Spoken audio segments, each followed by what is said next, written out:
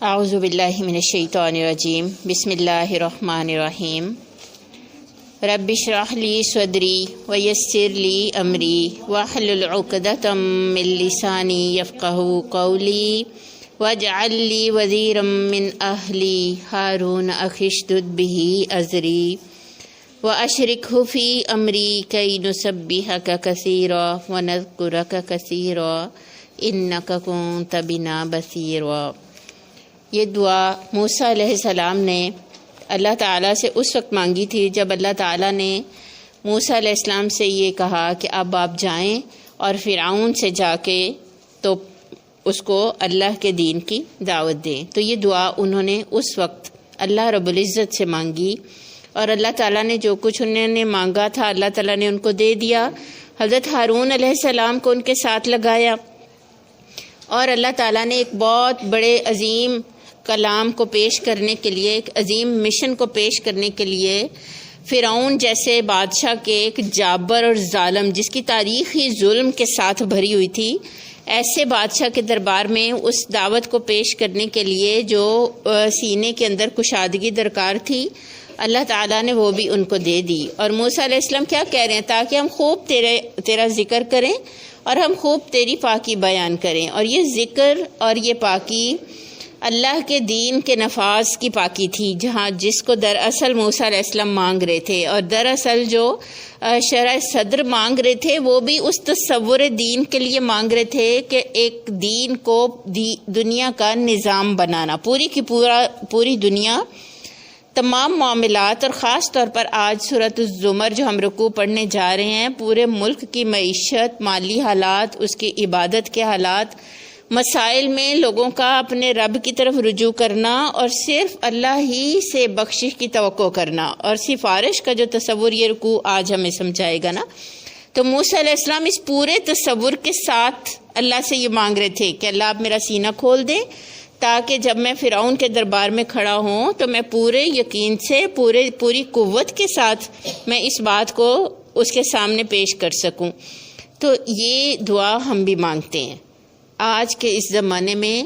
ہم اس دعا کے ساتھ آج اپنی اس کلاس کا آغاز کریں گے۔ اللہ ہمارا سینہ کھول دے، ہمارا سینہ کھل جائے تاکہ ہم اللہ کے اس کلام کے اس پیغام کو پوری قوت کے ساتھ، پورے یقین کے ساتھ لوگوں کے سامنے رکھ سکے۔ ہمیں یہ یقین ہو کہ ملک کا نظام ہر طرح سے اللہ کے بندوں کے ہاتھ میں آئے گا تو ہی ملکوں کے حالات، زمانوں کے حالات، دنیا کے حالات تب ہی بدل سکتے ہیں۔ جب ہمارے اندر یقین کی کمی ہے، ہمارے اندر یقین ہوگا تو انشاءاللہ ہم اس پیغام کو رکھنے والے بنیں گے۔ اچھا جی، اس کو ترجمے کے ساتھ ہم دیکھ لیتے ہیں۔ پہلے آج ہم پڑھنے جا رہے ہیں سورۃ الزمر اور آیت نمبر ہے 42 سے لے کر 52 تک 10 آیات ہیں۔ بسم اللہ الرحمن الرحیم۔ اللہ یتوفی الانفس، اللہ وہ ذات ہے جو فوت کرتا ہے یا قبض کر لیتا ہے یا پورے کا پورا قبضے میں لے لیتا ہے جانیں یا روحیں۔ انفس نفس کی جمع ہے، نفوس بھی آتی ہے، انفس بھی آتی ہے۔ حین موتہا، اس کی موت کے وقت، واللتی، اور وہ جو لم تمت، نہیں مرے، فی منامہا، ان کی نیند میں۔ اس کا ترجمہ یوں بنے گا کہ اللہ وہ ذات ہے جو پوری کی پوری قبضے میں لے لیتی ہے، قبض کر لیتی ہے جانیں روحیں ان کی موت کے وقت، اور جو مرتے نہیں ہیں ان کی جانیں نیند کے عالم میں قبض کر لیتی ہے۔ یعنی نیند کے عالم میں بھی انسانوں کی جانیں اللہ تعالیٰ ہی کے قبضے میں ہوتی ہیں اور موت کے وقت تو ہوتی ہی اللہ تعالیٰ کے قبضے میں ہیں۔ فَيُمْسِكُ الَّتِي، پھر وہ روک لیتا ہے ان کو، قضا علیہا، اللہ تی قضا علیہا، کہ حکم کرتا ہے جن پر، موت کا، جن کے لیے اللہ کا حکم ہوتا ہے کہ ان کے لیے موت ہے ان کی جانیں روک لیتا ہے۔ وَيُرْسِلُ الْأُخْرَى، اور بھیج دیتا ہے دوسری جانوں کو، إِلَىٰ أَجَلٍ مُّسَمًّى، کہاں بھیج دیتا ہے؟ دنیا میں، دوبارہ عمل کے لیے بھیج دیتا ہے ایک وقت مقرر تک۔ ان فی ذلک لآیات لقوم یتفکرون، بے شک اس میں تفکر کرنے والوں کے لیے نشانیاں ہیں۔ ام اتخذوا من دون اللہ شفعاء، کیا بنا لیے انہوں نے اللہ کے علاوہ دوسرے سفارشی۔ کل کہہ دو اولو کانوا لا یملکون شیئا ولا یعقلون، کیا اگرچہ کہ ہوں وہ لا یملکون شیئا، کسی بھی چیز کا اختیار نہ رکھتے ہوں، کسی بھی چیز کے مالک نہ ہوں، کوئی اتھارٹی نہ رکھتے ہوں۔ کون لوگ؟ وہ جن کو وہ سفارشی بنا رہے ہیں۔ ولا یعقلون، اور وہ انہیں کوئی عقل بھی نہ ہو۔ کل کہہ دو للہ الشفاعۃ جمیعا، اللہ ہی کے لیے ہے سفارش ساری کی ساری۔ لہ ملک السماوات والارض، اسی کے لیے ہے بادشاہت آسمانوں اور زمین کی۔ ثم الیہ ترجعون، پھر تم اسی کی طرف لوٹ کر جاؤ گے۔ وَإِذَا ذُكِرَ اللَّهُ، پھر جب ذکر کیا جاتا ہے اللہ کا، وحدہ، اس ایک اللہ کا، اشمئزت، تو متنفر ہو جاتے ہیں۔ اور یہ اشمئزازن سے ہے یہ لفظ، اس کا مطلب یہ ہوگا کہ دل کے اندر اتنی نفرت کسی کے لیے پیدا ہو کسی ٹائم کہ وہ اس نفرت کا اظہار چہرے سے ہونے لگ جائے۔ اسی لیے اس کا ترجمہ یہ بھی کیا ہے مترجمین نے کہ پھر بگڑ جاتے ہیں ان کے چہرے، اور وہ دل کے اندر پیدا ہونے والے اس نفرت کے اظہار سے۔ قلوب الذین لا یؤمنون بالآخرۃ، کن کے چہرے بگڑتے ہیں؟ ایک اللہ کا سن کر جو آخرت پر ایمان نہیں رکھتے۔ وَإِذَا ذُكِرَ الَّذِينَ مِن دُونِهِ، اور جب اس کے سوا دوسروں کا ذکر کیا جاتا ہے، اِذَا هُمْ يَسْتَبْشِرُونَ، تو وہ اس وقت خوش ہو جاتے ہیں۔ قل کہہ دو اللہم فاطر السماوات والارض، اے اللہ تو ہی پیدا کرنے والا ہے آسمانوں اور زمین کو۔ عالم الغیب والشہادتی، جاننے والا ہے غیب اور پوشیدہ کو۔ انت تحکم بین عبادک، تو ہی فیصلہ کرے گا لوگوں کے درمیان، اپنے بندوں کے درمیان، فی ما کانوا فیہ یختلفون، ان معاملات کا، ان چیزوں کا جس میں کہ وہ باہم اختلاف کرتے ہیں۔ وَلَوْ أَنَّ لِلَّذِينَ ظَلَمُوا، اور اگر یہ کہ وہ لوگ جو ظلم کرتے ہیں ان کے لیے ہو، ما فی الارض جمیعاً، زمین کے اندر جو کچھ ہے سارے کا سارا، وَمِثْلَهُ، اور اسی طرح کا، مَعَهُ، اس کے ساتھ بھی، لَافْتَدَوْا بِهِ، تو البتہ فدیے میں دے دیں گے وہ بھی، اس کے بدلے میں، من سوء العذابی، برے عذاب سے بچنے کے لیے، یوم القیامتی، قیامت کے دن۔ وَبَدَا لَهُم مِّنَ اللَّهِ، حالانکہ ظاہر ہو جائے گا ان کے لیے اللہ کی طرف سے، ما لم یکونوا یحتسبون، وہ چیز جس کا کہ وہ گمان بھی نہیں کرتے تھے۔ وَبَدَا لَهُم، اور کھل جائیں گی، ظاہر ہو جائیں گی ان کے لیے، سیئات ما کسبوا، ان کی وہ برائیاں جو وہ انہوں نے کی، وَحَاقَ بِهِم مَا كَانُوا بِهِ يَسْتَهْزِئُونَ، اور ان کو آ گھیرے گا وہ چیز، وہ عذاب، وہ سختی جس کا کہ وہ مذاق اڑاتے تھے۔ وَإِذَا مَسَّ الْإِنسَانَ، اور جب پہنچے انسان کو، ضرٌ، کوئی تکلیف، دعانا، تو وہ ہمیں پکارے، ثم اذا خولناہ، اور پھر جب ہم اس کو عطا کر دیں، نعمتا منا، اپنی طرف سے ایک نعمت، قال، وہ کہتا ہے، انما اوتیتہ، بے شک مجھے تو یہ دی گئی، علی علم، میرے علم کی وجہ سے۔ علی کا یہاں کے مطلب ہوگا علم کے باعث، علم کی وجہ سے، بسبب علم کے۔ بل ہی فتنۃ، اللہ تعالیٰ کہتے ہیں بلکہ یہ تو ایک آزمائش ہے۔ ولیکن اکثرہم لا یعلمون، لیکن ان میں سے اکثر نہیں جانتے۔ قد قالہ الذین من قبلہم، ایسی ہی بات کہی تھی ان لوگوں نے بھی جو ان سے پہلے تھے۔ فما اغنا عنہم، تو نہ کام آیا ان کے، ما کانوا یکسبون، جو وہ کماتے تھے۔ فاصابہم، پھر ان کو پہنچ گئیں، سیئات، ان کی وہ برائیاں، ما کسبوا، جو انہوں نے کی، والذین ظلموا، اور وہ لوگ جنہوں نے ظلم کیا، من ہؤلاء، ان سب لوگوں میں سے، سیصیبہم، جلد ان کو بھی پہنچیں گی، سیئات ما کسبوا، ان کی وہ برائیاں جو انہوں نے کمائیں، وما ہم بمعجزین، اور وہ عاجز کرنے والے نہیں ہیں۔ اولم یعلموا، کیا وہ نہیں جانتے، ان اللہ یبسط الرزق، یہ کہ اللہ کشادہ کرتا ہے رزق کو لمن یشاء جس کے لیے چاہتا ہے، ویقدر اور تنگ کر دیتا ہے، ان فی ذلک لآیات لقوم یؤمنون بے شک اس میں البتہ نشانیاں ہیں ان لوگوں کے لیے جو ایمان رکھتے ہیں۔ پہلی آیت میں بھی اس رکوع کے آغاز میں بھی اللہ تعالیٰ نے یہی کہا، اور یہ سورۃ الزمر چل رہی ہے، اور سورہ کا جو عنوان جو موضوع تھا وہ کیا تھا؟ الا للہ الدین الخالص۔ میرے سامنے گھڑی نہیں ہے، آج گھڑی لا کے دے کہ اللہ تعالیٰ کی جو دین ہے، جو پوری دنیا کا جو نظام ہے، جو ضابطۂ حیات ہے، وہ صرف اللہ تعالیٰ کا ہوگا۔ اللہ ہی بتائے گا کہ یہ دنیا کیسے چلے، یہاں کے معاملات کس طرح سے حل کیے جائیں۔ یعنی توحید کا ایک بہت خاص تصور ہے جو سورہ زمر دیتی ہے، عام تصور نہیں ہے یہ۔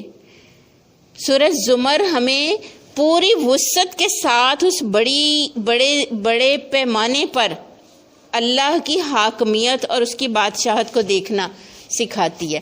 اس سورہ کے آغاز میں اللہ تعالیٰ نے اپنی ایک خاص قدرت کا حوالہ دیا اور کہا کہ اللہ وہ ذات ہے جو زندہ کرتا ہے، جو موت دیتا ہے جانوں کو، اور ان کی روحیں جب وہ موت آتی ہے تو ان کی روحوں کو قبض کر لیتا ہے، اور وہ جو نہیں مرتے ان کی روحوں کو بھی جب وہ سو رہے ہوتے ہیں اللہ تعالیٰ قبض کر لیتے ہیں، اور پھر ان روحوں کو جن کے لیے ابھی وقت ہوتا ہے موت کا، ان کی روح کو مکمل طور پر قبضے میں لے لیتے ہیں، اور جن کے لیے ابھی موت کا وقت نہیں ہے ان کی روحیں دوبارہ جسموں میں ڈالی جاتی ہیں ایک وقت مقرر تک، اور وہ وقت مقرر کون سا ہے؟ موت کا۔ یہ اللہ تعالیٰ کی وہ قدرت ہے جس کا مشاہدہ ہم اس دنیا میں اپنی کھلی آنکھوں سے کرتے ہیں۔ اتنے قریبی لوگوں کو ہم اس دنیا کے اندر دیکھتے ہیں کہ وہ مر جاتے ہیں، اور میں اور آپ کیسے مشاہدہ کرتے ہیں۔ آج آپ سب نے اس کی پریکٹیکل کرنا ہے اس کا، اور بالکل آپ نے یہ سوچ کے پورے آپ کی جو تصور ہے نا، آپ کی جو سوچ ہے، آپ کا جو احساس ہے نا، وہ پورا چاہیے۔ اور وہ احساس کب چاہیے؟ جب آپ سونے کے لیے بستر پہ لیٹیں گی۔ جب آپ بستر پہ لیٹیں گی تو آپ یہ غور کریں کہ آپ خود اپنی آنکھیں بند کریں گی، اور آپ کو اچھی طرح سے علم ہے کہ آپ ایسی گہری نیند سو جائیں گی کہ آپ کی سوچنے سمجھنے کی قوتیں، جاننے کے سارے انسٹرومنٹس، آپ کی ساری ان پٹ ڈیوائسز، آپ کی آنکھیں، آپ کے کان، سب کچھ کلوز ہو جائے گا، شٹ ڈاؤن ہو جائے گا، سب کچھ پاور آف ہو جائے گا سب کچھ۔ اور وہ جو پاور آف ہو جائے گا تو آپ دراصل دنیا کی تمام سرگرمیوں سے اس ٹائم پہ ڈسکنیکٹ ہو جائیں گے۔ اور ہم سب یہ جانتے ہیں کہ رات بعض اوقات ہم سو گئے ہوتے ہیں اور گھر والے ہمیں نہیں جگاتے، کوئی مہمان آیا ہے، کوئی دوست آیا ہے میاں صاحب کا یا کوئی بیٹے کا، اور اس کو ڈیل کیا گیا، اس کو کھلایا پلایا بھی گیا، وہ بیٹھا بھی رہا 2 گھنٹے، وہ گپ شپ بھی لگاتا رہا، اور کچھ آمد و رفت گھر کے اندر کچھ ہلچل بھی رہی، مگر ہمیں کچھ خبر نہیں ہے۔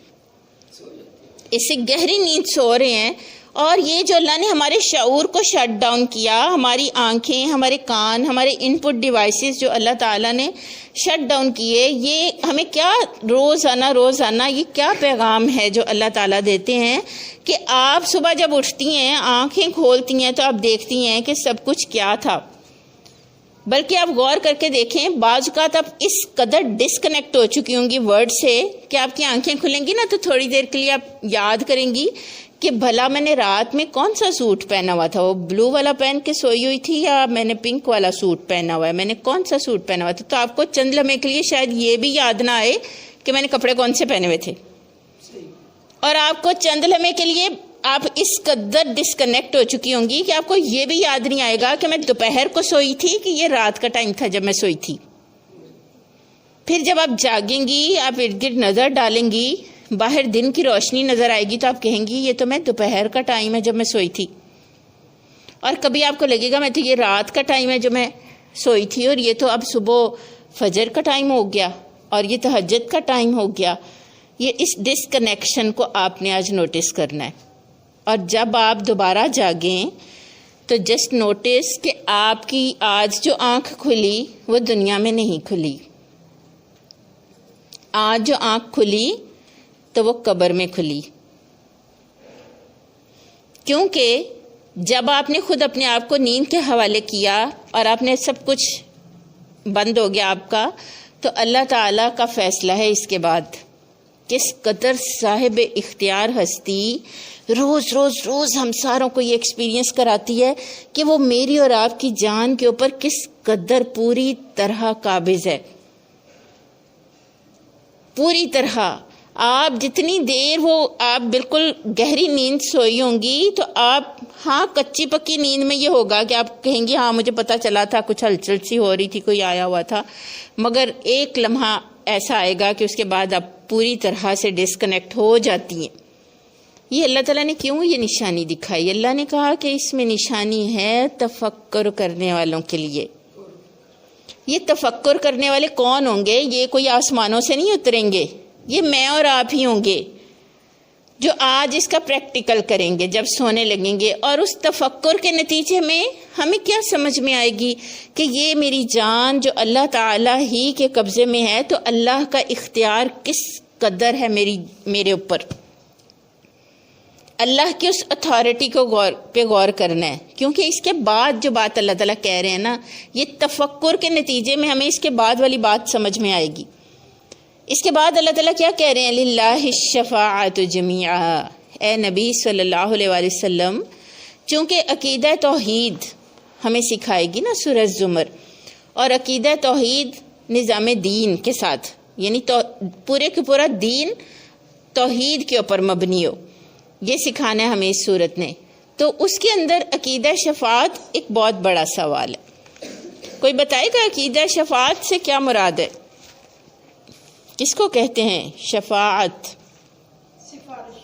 سفارش کرنا۔ کون کرے گا؟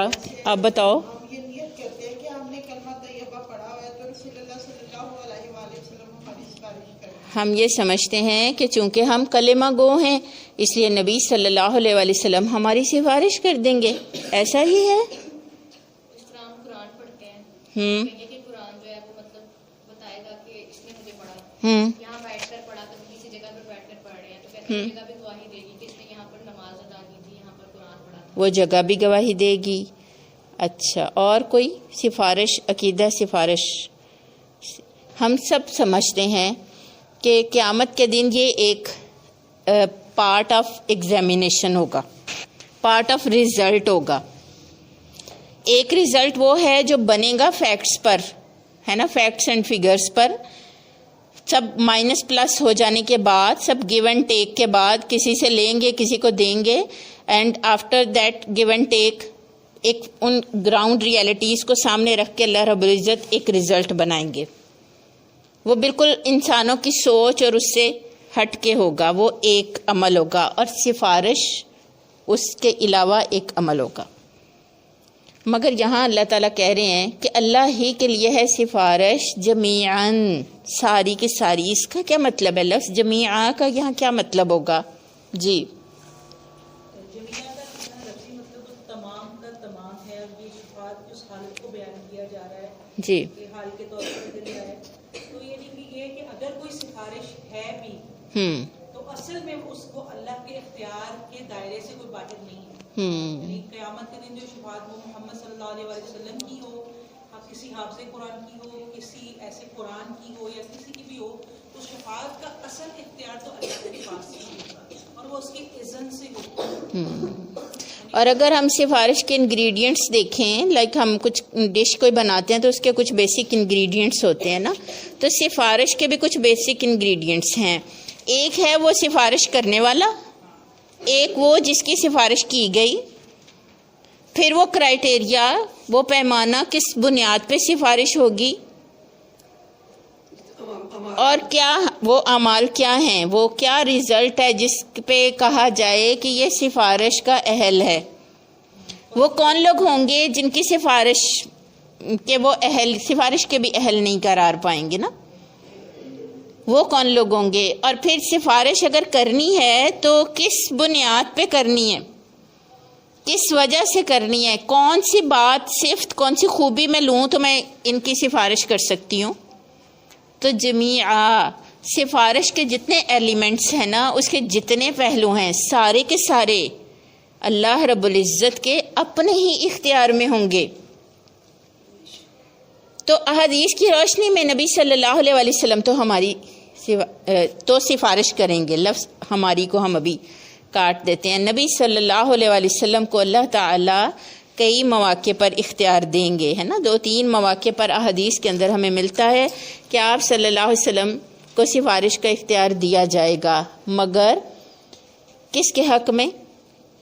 وہ کون ہوگا؟ اس کا فیصلہ کون کرے گا؟ تو لفظ ہماری قابل غور ہے.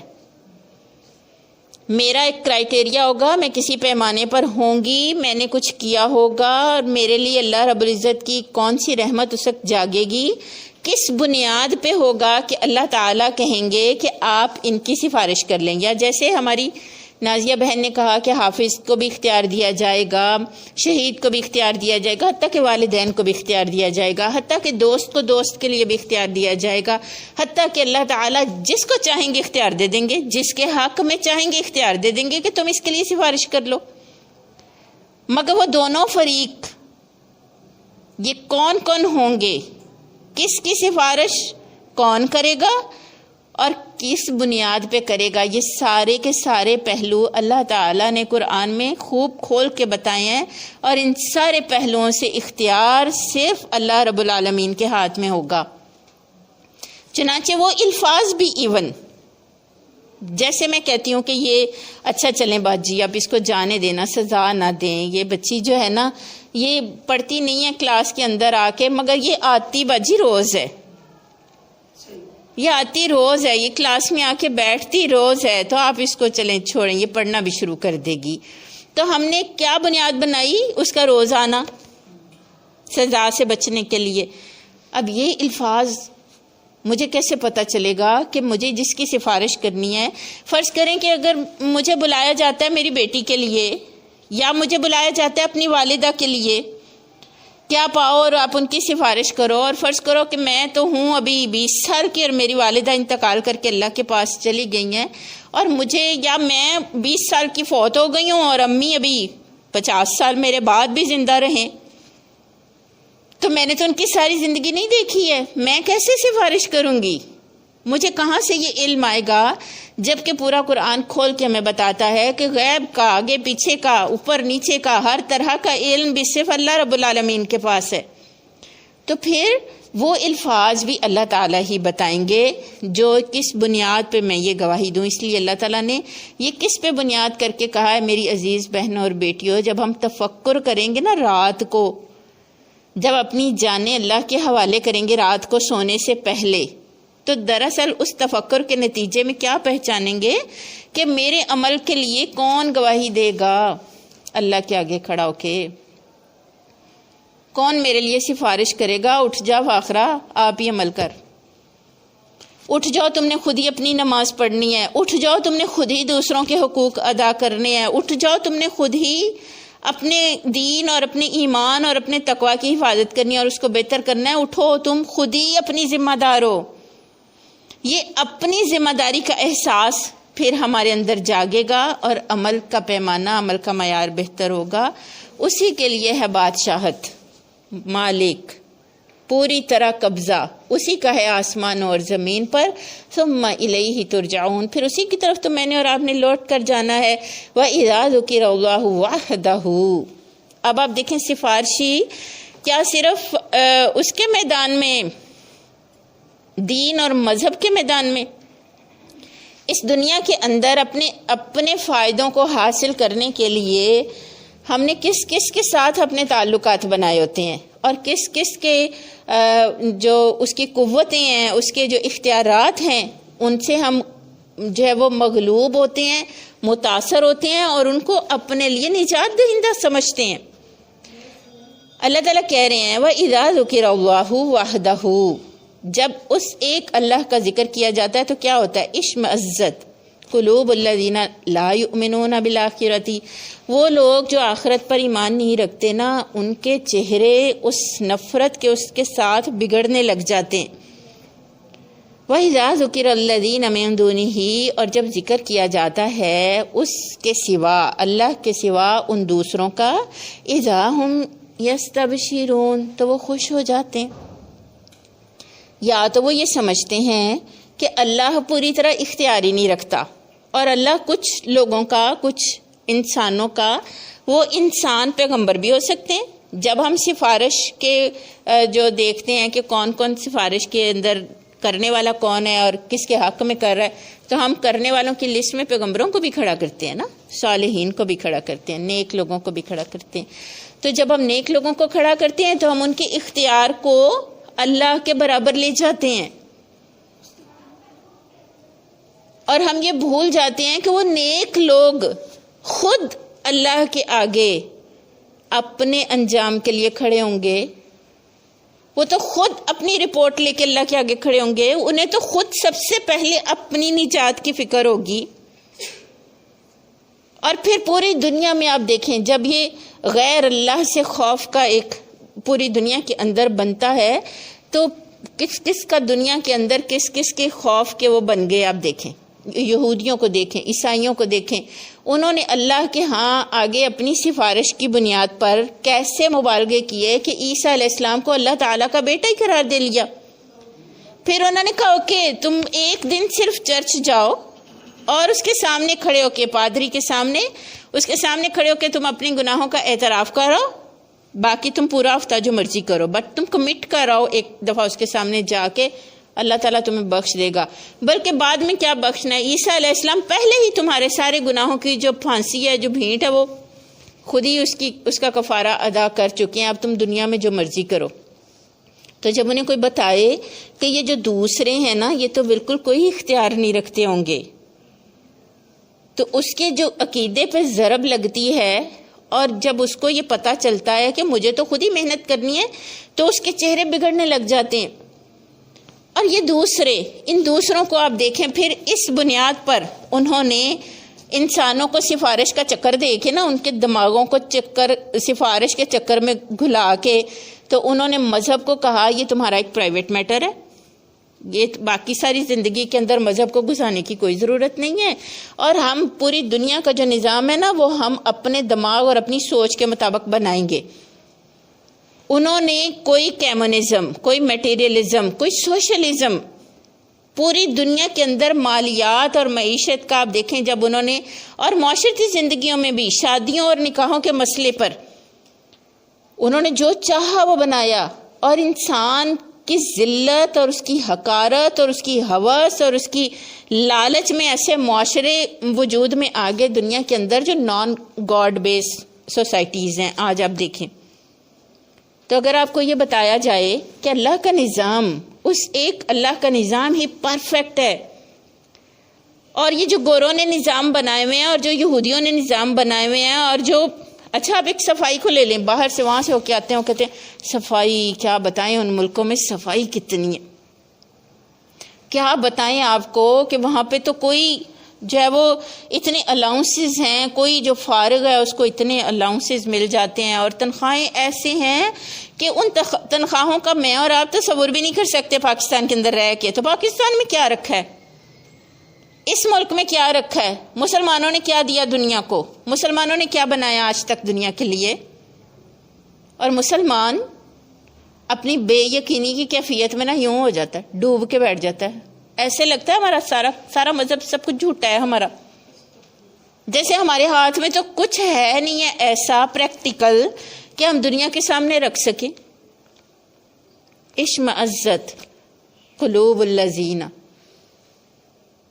آپ بات کر کے دیکھیں، ساری دنیا کے ان نظاموں کو وہ آئیڈیل بنا کے آپ کے سامنے پیش کریں گے.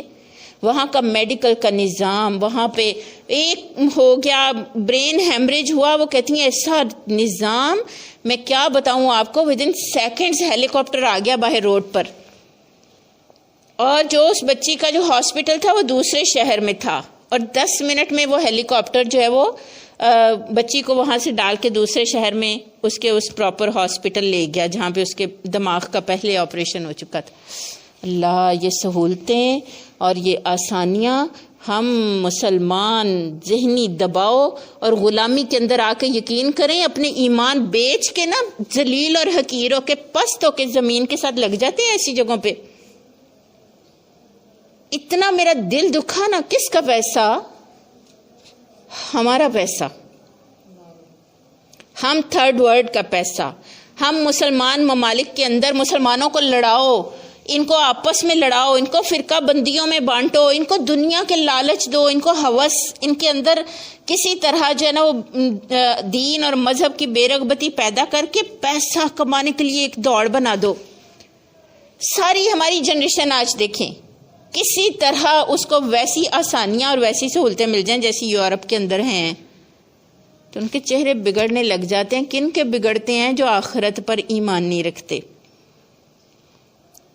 اور ان دوسروں کا جب ذکر کیا جاتا ہے، ہاں اب کرو نا بات، اب بتاؤ نا اس کے بارے میں. کتنا اچھا انتظام ہے، کتنا بہترین نظام ہے، کیسی ڈیموکریسی ہے وہاں پر. ہم اپنے ملک میں ایسا نظام نہیں بنا سکے. اس وقت کیا ہو رہا ہے پاکستان کی پارلیمنٹ؟ کیا کرے گا وہ لوگوں کے درمیان جو ان میں. اچھا اب دیکھیں اختلاف کیا ہیں لوگوں کے درمیان، کن اختلافات کا فیصلہ کرے گا وہ؟ انہی اختلافات کا کہ اللہ کے علاوہ کون کون یہ اختیار رکھتا ہے کہ دنیا کا نظام بنائے، اور پھر قیامت کے دن کس کس کو ان سفارشوں کا حق ملے گا. وَلَوْ أَنَّ لِلَّذِينَ ظَلَمُوا مَا فِي الْأَرْضِ جَمِيعًا، اور اگر ان لوگوں کے لیے جنہوں نے ظلم کیا ہو جو کچھ ہو زمین میں سارے کا سارا. آپ سوچ سکتی ہیں جو انہوں نے نظام بنائے ہیں، پوری دنیا کے اندر ان کی فرینچائزز ہیں. آپ میک ڈونلڈس کھاتی ہیں، ورلڈ اوور فرینچائز ہے نا. کہاں اس کی اصل ریسیپی کس کے پاس ہوگی؟ جو اصل چیز ہے وہ کہاں سے بن کے آتی ہے کہ ایک ہی ٹیسٹ ہو. پاکستان کے اندر بیٹھ کے کھائیں، انڈیا میں بیٹھ کے کھائیں، امریکہ میں بیٹھ کے کھائیں، چائنا میں بیٹھ کے کھائیں، ایک ہی چیز آپ کے ہاتھ میں آئے. اور آپ کتنی متاثر ہو جائیں گی. آپ اس قدر غلامانہ ذہن کے ساتھ کہیں گے میک ڈونلڈس کھانے جانا ہے، اور آپ اس کے اس پورے سسٹم سے کیسی متاثر ہوں گی کہ دنیا میں کہیں بھی کیسا نظام ہے جو ورلڈ اوور ایک چیز کو کنٹرول کر رہا ہے. ہم کیوں چھوٹے دماغ کے ساتھ سوچتے ہیں؟ ہم کیوں تھوڑے تھوڑے ٹارگٹس رکھتے ہیں، تھوڑے تھوڑے علاقوں کے تھوڑی تھوڑی اس کا اہداف ہم رکھتے ہیں؟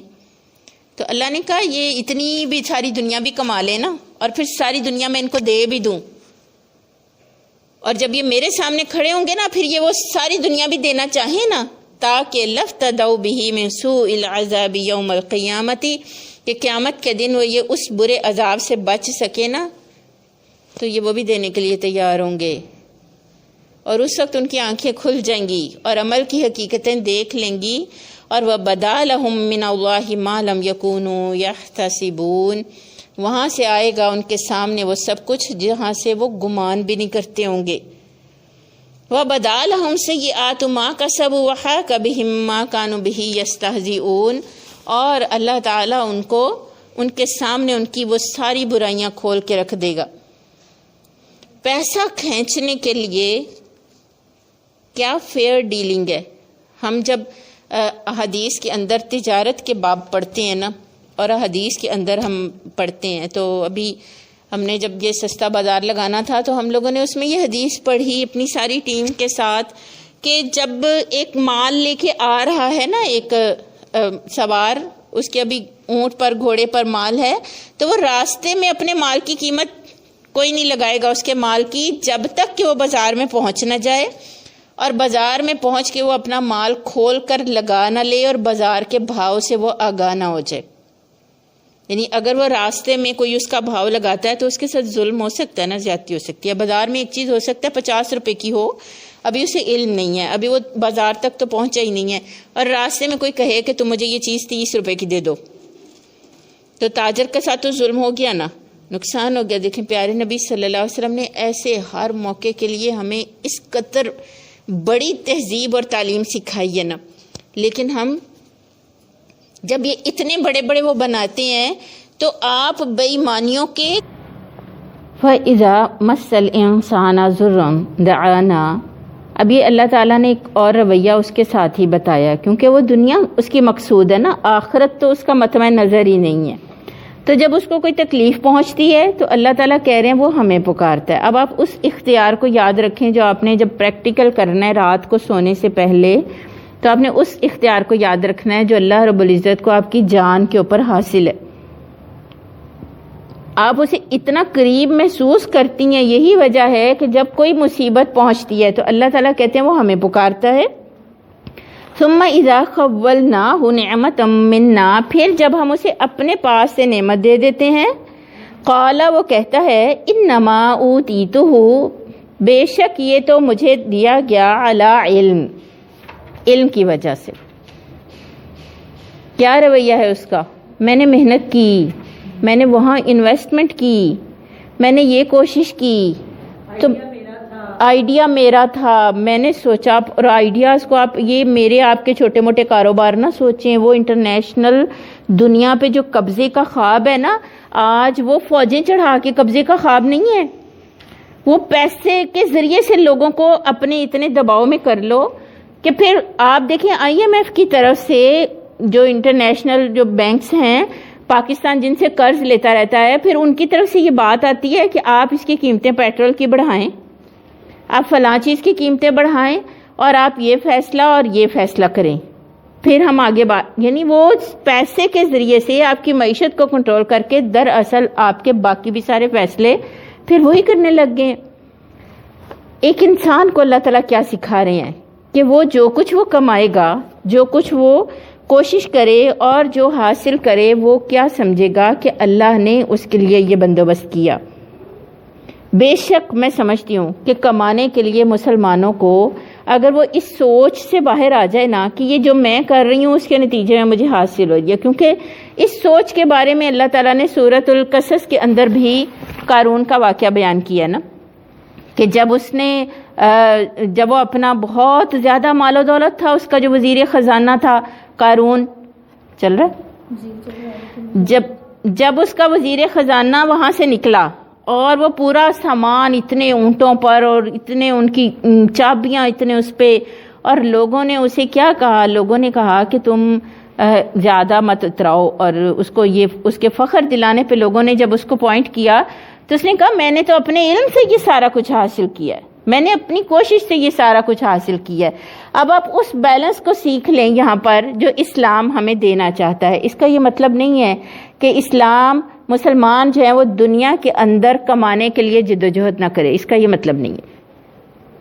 کمائے گا پورا، مسلمان بھی انٹرنیشنل چینز بنائے گا، مسلمان بھی پوری دنیا کے وسائل کو اہل ایمان کے ہاتھ میں دینے کی فکر کرے گا، کیونکہ اہل ایمان جو اس کو حاصل کریں گے. اب آپ دیکھیں کہ جو بل گیٹس ہے دنیا کا امیر ترین آدمی، اس امیر ترین آدمی کے ہاتھ میں جب سارا کچھ آ گیا تو وہ دنیا کے اندر فیصلے کرتا ہے کہ نہیں کرتا؟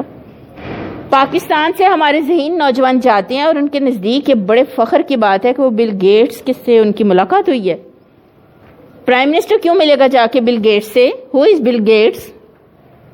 دنیا کی کنٹرول کرنے کے لیے اتھارٹی کو اس کے پاس کیا اختیار ہے، اور وہ کون ہے وہ کہ ہم اس کو یہ اختیار دیں؟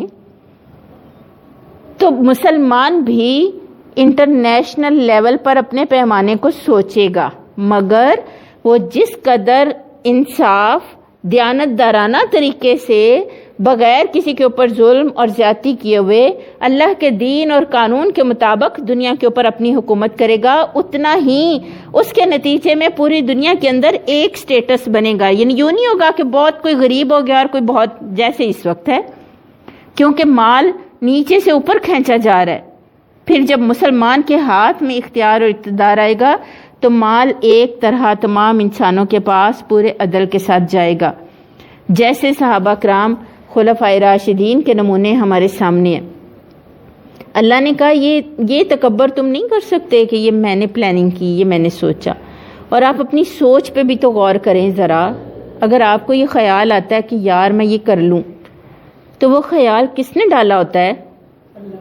کس نے خیال ڈالا ہے؟ وہ اللہ ہی آپ کی رہنمائی کر رہا ہوتا ہے، اللہ ہی آپ کو گائیڈ کر رہا ہوتا ہے کہ یہ کرو.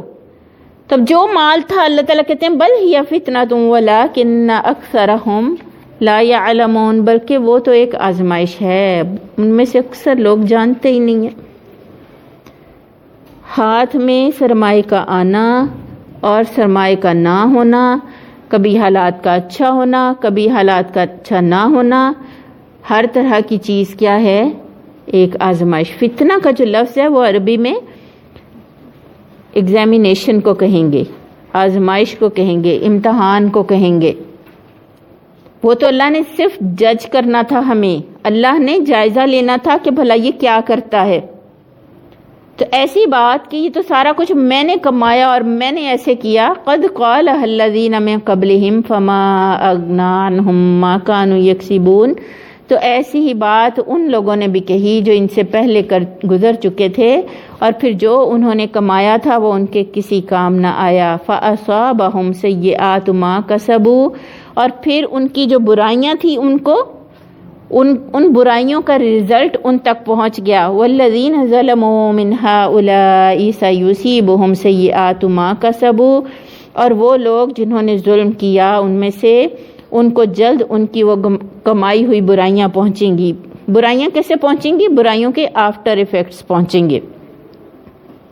اور یہ نہیں ہو سکتا کہ دنیا کے اندر ظلم کا نظام پھیلائیں تو ان کے اپنے گھر اور ان کے اپنے معاشرے، ہم تصور نہیں کر سکتے اندر سے ان معاشروں کی کیا حالت ہے اور اس گھر کی کیا حالت ہے. وہ گھر یہاں بھی ہو، اگر پاکستان کے اندر بھی ہو، کہیں پر بھی ہو، اگر وہاں پہ اس کے اندر اللہ کے دین کا نظام نافذ نہیں ہے تو وہاں کیا حال ہے.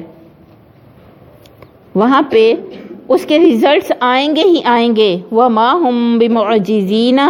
اور نہیں ہے وہ عاجز کرنے والے. اولم یعلموا ان اللہ یبسط الرزق لمن یشاء ویقدر. کیا وہ نہیں جانتا کہ اللہ ہی رزق کو کشادہ کرتا ہے جس کے لیے چاہتا ہے اور تنگ کر دیتا ہے. اور آپ دیکھیں کہ دنیا میں اس رزق کے قبضے میں کرنے کے لیے کیسے کیسے کھیل کھیلے جاتے ہیں، جبکہ حقیقت کیا ہے؟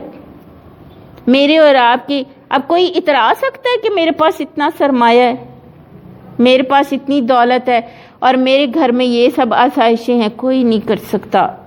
اللہ رب العزت خود جس کو چاہتا ہے دیتا ہے، اور جس کو چاہتا ہے دیتا ہے. کیوں دیتا ہے؟ تاکہ اسے بھی آزمائے. اور پیارے نبی صلی اللہ علیہ وسلم نے جو اپنی امت کے لیے فتنہ مال کو قرار دیا نا، تو اب آپ مجھے بتائیں کہ آج کا جو رکوع ہے اس میں توحید کے اس حوالے سے کون سے پہلو کو ہم نے سیکھا؟